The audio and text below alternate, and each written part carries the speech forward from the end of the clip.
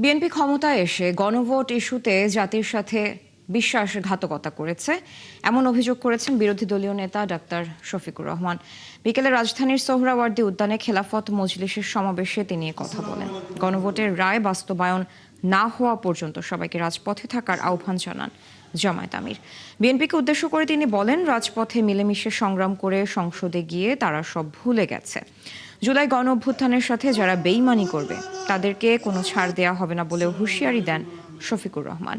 নতুন করে আধিপত্যবাদের কোনো ষড়যন্ত্র বরদাস্ত করা হবে না সতর্ক করে সবাইকে আরেকটি অনিবার্য বিপ্লবের প্রস্তুতি নেওয়ার আহ্বান জানান 11 দলীয় জোটের এই শীর্ষ নেতা। রাষ্ট্রপতি সংসদ একাকার যেদিন হয়ে যাবে সেদিন বালুর পাত দিয়ে নদীর জোয়ার সমুদ্রের জোয়ার থামাতে পারবে। আর আপনারা নির্বাচনের আগে বলেছিলেন আমরা নির্বাচিত হলে সরকার গঠন করলে সবাইকে নিয়ে আমরা সরকার গঠন করে দেশ চালাবো। এখন আপনারা কি করছেন?